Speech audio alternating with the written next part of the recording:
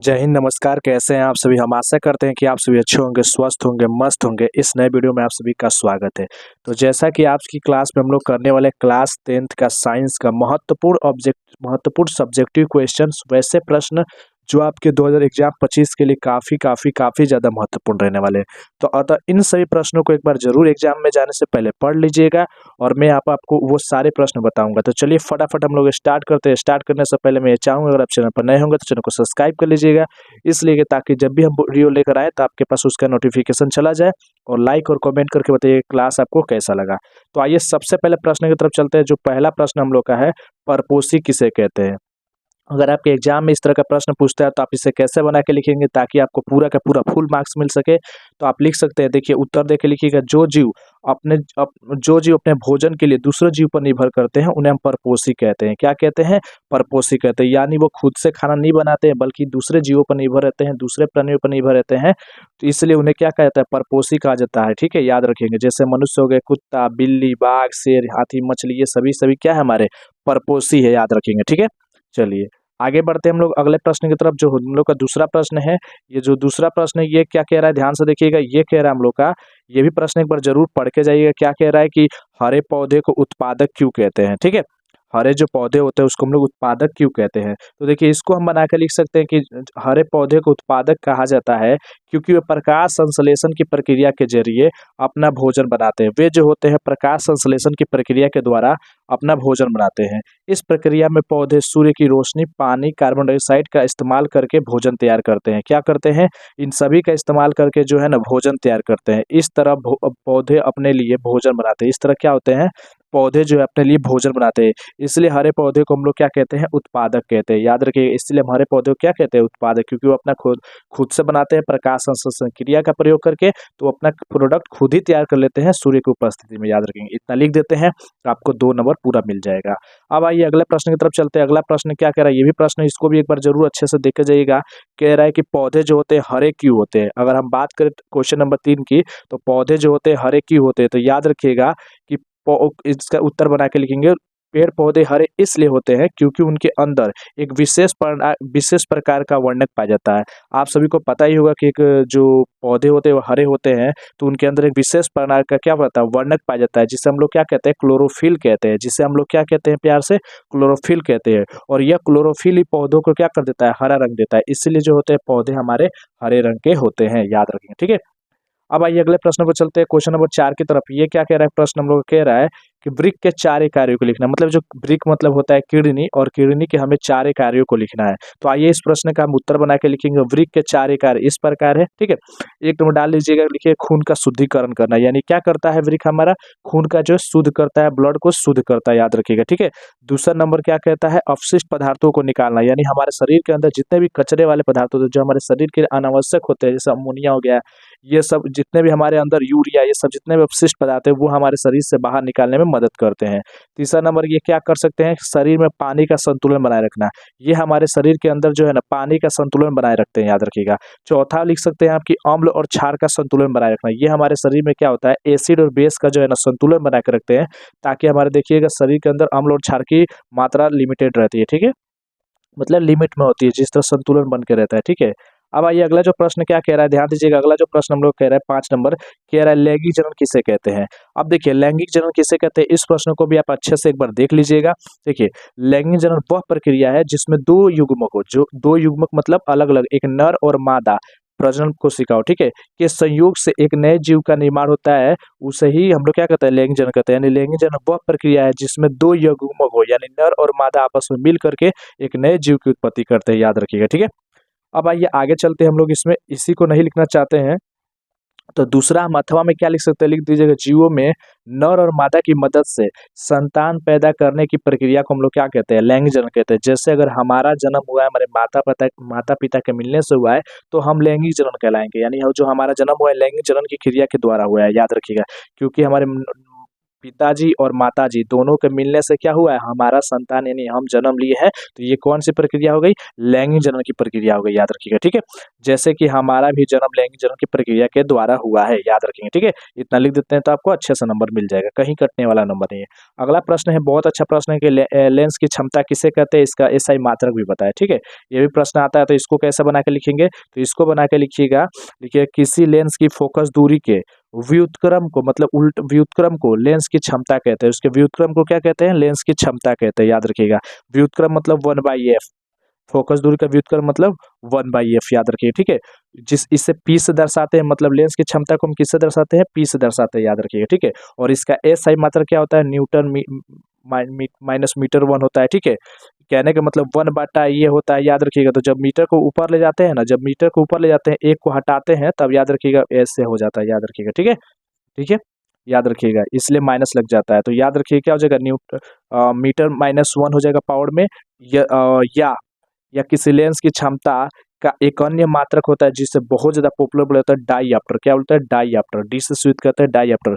और इस पी का फॉर्मूला क्या होता है, तो पी बराबर होता है 1/f। क्या होता है, पी बराबर 1/f, याद रखिएगा। ठीक है, पी बराबर 1/f, मतलब पी बराबर 1/f, एफ का मतलब ही क्या होता है, मीटर होता है। इसलिए देखिए मीटर नीचे हो जाता है, एफ इधर, इसका मतलब क्या होता है, डाईऑप्टर, डी से शुरू करते हैं, याद रखेंगे। ठीक है, इतना लिख देते हैं तो आपको नंबर पूरा मिल जाएगा। अब आइए 7वां नंबर प्रश्न है, ये भी प्रश्न बहुत अच्छा प्रश्न है कि किसी चालक का प्रतिरोध किन बातों पर निर्भर करता है। किसी भी चालक का जो है ना प्रतिरोध, वो किन बातों पर निर्भर करता है। तो इस प्रश्न को कैसे बना के लिखेंगे, आइए इस प्रश्न को हम लोग देखते हैं। किसी चालक का प्रतिरोध निम्नलिखित 4 कारकों पर निर्भर करता है। कितने कितने बातों पर निर्भर करता है, 4 कारकों पर निर्भर करता है। देखिए कौन कौन से 4 कारक है उसके। अब पहला नंबर कारक देखिए उसका, पहला कारक है चालक की लंबाई पर निर्भर करता है। दूसरा हो जाएगा चालक का अनुप्रस्थ काट के क्षेत्रफल पर निर्भर करता है। तीसरा चालक के पदार्थ पर निर्भर करता है। और चौथा चालक का तापमान पर निर्भर करता है, याद रखेंगे। ठीक है, अब आइए अगले प्रश्न पर चलते हैं। अगला जो प्रश्न क्या कह रहा है, 8 नंबर आमीटर वाला, आमीटर और वोल्ट मीटर में अंतर स्पष्ट करना है। अब आमीटर और वोल्ट मीटर में आपको अंतर स्पष्ट करना है। अगर ये प्रश्न आता है तो इसको कैसे बना के लिखेंगे, तो इसको लिखिएगा एमीटर और वोल्ट मीटर में जो है ना निम्नलिखित अंतर है। एमीटर और वोल्ट मीटर में निम्नलिखित अंतर है। क्या करेंगे, एक नंबर डाल दीजिएगा, लिखिएगा एमीटर विद्युत धारा मापता है, जबकि वोल्ट मीटर विभवांतर मापता है। ठीक है, एमीटर विद्युत धारा और वोल्ट मीटर विभवांतर मापता है। दूसरा क्या लिखिएगा, लिखिएगा एमीटर का प्रतिरोध कम होता है, जबकि वोल्ट मीटर का प्रतिरोध अधिक होता है। ठीक है, तीसरा बना के क्या लिखिएगा, तीसरा लिख दीजिएगा यहाँ पर कि एमीटर श्रेणी क्रम में जोड़ा जाता है, जबकि वोल्ट मीटर समानांतर क्रम में जोड़ा जाता है, याद रखेंगे। ठीक है, उसको 4 नंबर लिख दीजिएगा, एमीटर को ए से निरूपित करते हैं, जबकि वोल्ट मीटर को वी से निरूपित करते हैं। ठीक है, दिखाते हैं। ओके, इतना लिख देते हैं, आपको पूरा नंबर मिल जाएगा, कहीं नहीं कटने वाला आपका नंबर। चलिए, अगर आपके एग्जाम में ये भी प्रश्न आता है तो इसको कैसे लिखेंगे, आयोडीन युक्त नमक की सलाह क्यों दी जाती है। अगर किसी को भी नमक खाने की सलाह देती है तो बोला जाता है कि आयोडीन युक्त नमक का ही प्रयोग करें, नहीं तो दुर्घटना हो सकती है। तो क्या दुर्घटना हो सकती है, देखिए क्यों सलाह दी जाती है, तो इसका उत्तर लिखेंगे कि आयोडीन युक्त नमक खाने की सलाह इसलिए दी जाती है क्योंकि आयोडीन जो है ना थायराइड ग्रंथि के लिए बहुत जरूरी है।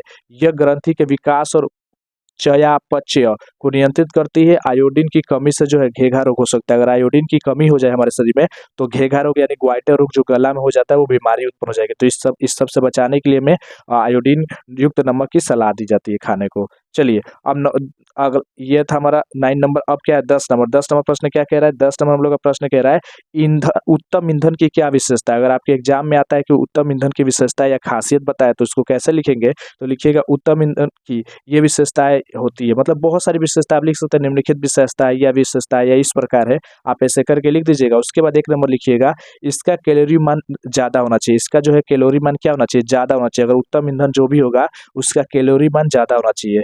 ठीक है, तभी तो अच्छा मिलेगा। इसका ज्वलन ताप मध्यम होना चाहिए, अर्थात ज्वलन ताप ना तो बहुत कम होना चाहिए ना बहुत अधिक होना चाहिए। मतलब वो ज्वलन ताप उसको कहते हैं जिस पर किसी भी पदार्थ को जलाने पर वो जल उठे, मतलब वो उसका वह ताप जिस पर वो जलना शुरू कर देता है, याद रखिएगा। मान लीजिए माचिस से अगर कागज को जलाते हैं तो कागज जितनी ताप पाकर के जलना शुरू कर देता है वही उसका ज्वलन ताप होता है। अगर लकड़ी को जलाने पर जितना ताप की जरूरत पड़ती है वो उसका ज्वलन ताप होता है। ठीक है, तो इसी तरह यहाँ पर बोला गया है। अब देखिए 3 नंबर क्या कहा गया, 3 नंबर कहा गया कि दहन के बाद हानिकारक गैसें नहीं निकलनी चाहिए। अगर दहन करते हैं तो उसमें हानिकारक गैसें नहीं निकलती है तो वो अच्छा ईंधन नहीं माना जाएगा। अब चौथा लिख सकते हैं कि दहन के बाद ठोस अवशेष नहीं छोड़ना चाहिए, मतलब अगर कोई चीज़ जला रहे हैं, दहन के करवा रहे हैं, मतलब मान लीजिए जलाने वाला जलावन लेके आए हैं, ठीक है, ईंधन के लिए, तो अच्छे से नहीं जल रहा है, कुछ उसमें बच जा रहे हैं, इसका मतलब ये अच्छा ईंधन नहीं है। और पाँचवा नंबर, ये सस्ता होना चाहिए और रख रखाव में आसान होना चाहिए, मतलब सस्ता भी होना चाहिए और कहीं भी उसे आसानी से ले जा सकते हैं, ले आ सकते हैं और आसानी से रख सकते हैं। छठा नंबर इसमें लिख सकते हैं कि ईंधन का भंडार और परिवहन आसान होना चाहिए, मतलब इसका भंडार भी अच्छा होना चाहिए और परिवहन मतलब एक जगह से दूसरी जगह ले जाने में ज़्यादा दिक्कत नहीं होनी चाहिए। आप लिख सकते हैं ईंधन से हानिकारक गैसें निकल कर वायु प्रदूषित नहीं होनी चाहिए। अगला है कि अच्छा ईंधन वही होना चाहिए जिससे गैस निकले तो वो हमारे प्रदूषण प्रदूषण ना फैलाए, ठीक है, गैस में, मतलब वायुमंडल में प्रदूषण ना फैलाए। उसके बाद हम लिख सकते हैं 8 नंबर की इनमें नमी बहुत कम होनी चाहिए, अगर इसमें नमी ज़्यादा रहेगी तो अच्छा जलेगा नहीं तो धुआं देगा तो वातावरण को नष्ट करेगा। 9वां लिख सकते हैं इसमें राख और धुआं उत्पन्न नहीं होना चाहिए, इसमें ज़्यादातर जो भी अच्छा ईंधन होगा उसमें राख और धुआं ज़्यादा उत्पन्न नहीं होना चाहिए, अगर होता है तो अच्छा ईंधन नहीं माना जाएगा। अब आज 11 नंबर प्रश्न की तरफ चलते हैं। 11 नंबर जो प्रश्न है हम लोग का क्या कह रहा है, ध्यान दीजिएगा। 11 नंबर जो प्रश्न है, ये भी प्रश्न बहुत अच्छा है। कहा गया है कि प्रकाश का वर्ण विक्षेपण किसे कहा जाता है, या प्रकाश का वर्ण विक्षेपण क्या है परिभाषित करें। ऐसे कैसे भी पूछेगा तो आप इसे कैसे बनाएंगे, तो देखिए, जब श्वेत प्रकाश की किरण किसी प्रिज्म से होकर गुजरती है तो वो अपने 7 अलग अलग रंगों में क्या होती है, विभक्त हो जाती है, ठीक है। तो प्रकाश के रंगों का इस तरह विभक्त होने की घटना को ही हम लोग क्या कहते हैं, प्रकाश का वर्ण विक्षेपण कहते हैं। इसी को हम लोग क्या कहते हैं, प्रकाश का वर्ण विक्षेपण कहते हैं। जैसे मान लीजिए ये प्रिज्म हो गया और प्रिज्म से जब हम श्वेत प्रकाश गुजारते हैं तो क्या होता है, अलग अलग जो है 7 रंगों में विभक्त हो जाता है। यहाँ पे एक स्पेक्ट्रम होता है, इसी पर्दे पर क्या होता है, वो 7 रंग प्राप्त होते हैं, ठीक है, ठीक है। तो यहाँ पर वो भी लिख दिए हैं, ये भी लिख दीजिएगा। प्रिज्म से गुजरने के बाद स्पेक्ट्रम पर 7 अलग अलग रंगों में बढ़ जाता है, मतलब स्पेक्ट्रम पर ही जो है 7 अलग अलग रंग दिखते हैं, जैसे बैगनी, जामुनी, नीला, हरा, पीला, संतरी और लाल। इन रंगों को वर्ण क्रम में व्यवस्थित किया जाता है जिससे हम क्या कहते हैं, बिग्योर कहा जाता है, ठीक है, याद रखिएगा, ठीक है। अब आइए 12 नंबर क्वेश्चन, ये भी क्वेश्चन बहुत मस्त है, इसको भी एक बार अच्छे से देख लीजिएगा कि कायिक जनन क्या होता है, ठीक है। ये कायिक जनन किससे कहा जाता है, याद रखिएगा। या कायिक प्रवर्धन पूछेगा आपसे, ठीक है। तो जब पौधे के कायिक या वर्धी अंगों जैसे जड़, तना, पत्ती के द्वारा नए पौधे का निर्माण किया जाता है, मतलब किसी का जड़ लगाकर, किसी का तना लगाकर, किसी का पत्ती लगाकर, जैसे आलू, अदरक, हल्दी, ये सब देखते हैं ना, अलग अलग, जिस किसी के पत्तियां लगाते हैं तो किसी का तना लगाते हैं तो किसी का जड़ रोप के नया पौधा उत्पन्न करते हैं, ठीक है। तो इस तरह से जब नया पौधा लाते हैं ना, जड़ लगाकर, किसी का तन लगाकर, पत्ती को, तो यही प्रक्रिया क्या कहलाती है, कायिक जनन कहलाती है। क्या कहलाती है, तो उस प्रक्रिया को हम लोग क्या कहते हैं, कायिक जनन कहते हैं, ठीक है। ये नए पौधे बिल्कुल अपने जनक के जैसे होते हैं, ये जो नए पौधे निकलते हैं बिल्कुल अपने जनक के समान होते हैं, मतलब जो उनके माता पिता होते हैं, मतलब जो भी जिन जैसे मान लीजिए किसी आलू का, तो आलू से फिर हम आलू लगाए तो वो अपने जिस जिस टाइप का आलू लगाए तो उसी टाइप का वो भी हो जाएगा, ठीक है, वही स्वाद रहेगा उसका, ठीक है। और वे और वे क्या कहते हैं, और वे स्वतंत्र जीवन यापन करते हैं, ठीक है। जैसे कलम लगा करके गुलाब और चमेली, जैसे कलम लगा करके हम लोग क्या करते हैं, गुलाब और चमेली का नया पौधा लगाते हैं। तना के द्वारा क्या होते हैं, आलू और अदरक लगाते हैं, ईटीसी, ठीक है। चलिए, अब अगला क्वेश्चन बहुत अच्छा प्रश्न ये भी पूछा गया है कि पिट्यूटरी ग्रंथि को मास्टर ग्रंथि क्यों कहते हैं, याद रखिएगा। तो याद रखिएगा, पिट्यूटरी ग्रंथि को मास्टर ग्रंथि इसलिए कहते हैं क्योंकि यह शरीर के अन्य अंतःस्रावी ग्रंथियों द्वारा निर्मित एवं स्रावित हार्मोन का नियंत्रण करती है, मतलब हमारे शरीर के अंदर जितने भी क्या कहते हैं, जितने भी अंतःस्रावी ग्रंथियां है उससे द्वारा निर्मित, उन सभी का कंट्रोल करती है, इसलिए इसको क्या कहते हैं, मास्टर ग्रंथि कहा जाता है, क्योंकि मास्टर उन्हीं को कहा जाता है जो किसी को कंट्रोल कर सके, अपने अधीन रख सके, इसलिए इसे मास्टर ग्रंथि कहा जाता है, याद रखिएगा, ठीक है। अगला 14 नंबर क्वेश्चन है, इसको भी एक बार अच्छे से देख लीजिए, क्या कह रहा है, रक्त के जमने में प्लेटलेटस की क्या भूमिका होती है, ठीक है। तो इसको लिखेंगे हम लोग कि रक्त में मौजूद प्लेटलेटस रक्त के थक्के बनाने और रक्तस्राव को रोकने में अहम भूमिका निभाते हैं। जैसे कहीं पर कट जाता है तो देखिए खून का ब्लड जो लगातार बहने लगता है तो उसको रोकने में मदद करते हैं। कैसे, कि जब रक्त वाहिका क्षतिग्रस्त हो जाती है, मान लीजिए कहीं पर कट गया या कहीं से खून निकल रहा है, तो शरीर के प्लेटलेट्स को संकेत भेजता है, तो शरीर क्या कहता है, प्लेटलेट्स को जो है ना संकेत भेजता है, जहाँ पर कटता है वहां से संकेत किसके पास जाता है, प्लेटलेट्स के पास संकेत जाता है, ठीक है।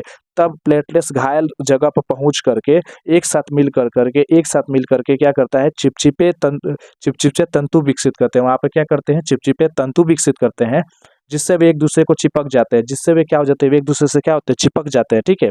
और ज्यादा प्लेटलेट्स एकत्रित होकर थके पर जमा हो जाते हैं, और ज्यादा प्लेटलेट्स एकत्रित होकर क्या हो जाते हैं, थके वाला जगह पर क्या होता है, जमा हो जाते हैं, याद रखिएगा, ठीक है। और क्या कह रहा है, अंततः इस प्रकार से होता है, रक्त जमने में हमारी मदद करते हैं, याद रखेंगे, ठीक है। अगला क्वेश्चन क्या है, अगला क्वेश्चन देखिए पूछ रहा है कि किसी तार का प्रतिरोध अगर 1 ओम है तो इस कथन का क्या अर्थ है। अगर किसी भी तार का जो है प्रतिरोध 1 ओम होता है तो इस कथन का क्या अभिप्राय है। तो सबसे पहले एक लिख दीजिएगा। देखिए इसको कैसे लिखिएगा तो मैं सबसे पहले बताऊंगा कि आप पहले प्रतिरोध का परिभाषा लिख दीजिएगा, रेसिस्टेंस का परिभाषा लिख दीजिएगा। लिख दीजिएगा किसी पदार्थ का वह गुण जो विद्युत धारा के प्रवाह का विरोध करता है, मतलब वह पदार्थ का वैसा गुण है जो किसी भी विद्युत धारा जो आ रही होगी उसके प्रवाह को रोकेगा, मतलब उसके विपरीत दिशा में, अगर इधर से आ रही है ना तो उसको रोकने का काम करेगा, रोकेगा तो हीटिंग होगा वहां पर चीज, ठीक है। इससे जो है ओम से मापा जाता है। अब आइए असली में जो पूछा था 1 ओम का अर्थ क्या है, तो हम 1 ओम लिख करके हेडिंग देख लिखिए किसी तार का प्रतिरोध 1 ओम है, किसी भी तार का जो प्रतिरोध है अगर 1 ओम है, इसका क्या मतलब है, तो इसका मतलब यह है कि उस तार के सिरों के बीच, उस तार के सिरों के बीच 1 वोल्ट का विभवांतर लगाने पर, 1 वोल्ट का विभवांतर लगाने पर उस तार में 1 एम्पियर की धारा जो है प्रवाहित होती है। उसमें कितने 1 एम्पियर की धारा प्रवाहित होती है, मतलब 1 ओम बराबर क्या होता है 1 वोल्ट बटा 1 एम्पियर, ठीक है, ये होता है। अगर हम 1 प्रति एम्पियर की धारा प्रवाहित करते हैं, देख लीजिए 1 वोल्ट, यानी उस तार के सिरों के बीच 1 वोल्ट का विभवांतर लगाने पर कितने 1 वोल्ट का विभवांतर लगा तो उस तार में 1 एम्पियर की क्या होती है धारा जो है प्रवाहित होती है, कितनी 1 एम्पियर की जो है धारा प्रवाहित होती है। उसी को हम लोग क्या कहते हैं 1 ओम कहते हैं, याद रखिएगा। 1 ओम यानी वही प्रतिरोध कहलाता है, याद रखिएगा क्या होता है 1 ओम प्रतिरोध, मतलब वही किसी तार का प्रतिरोध 1 ओम है, ठीक है।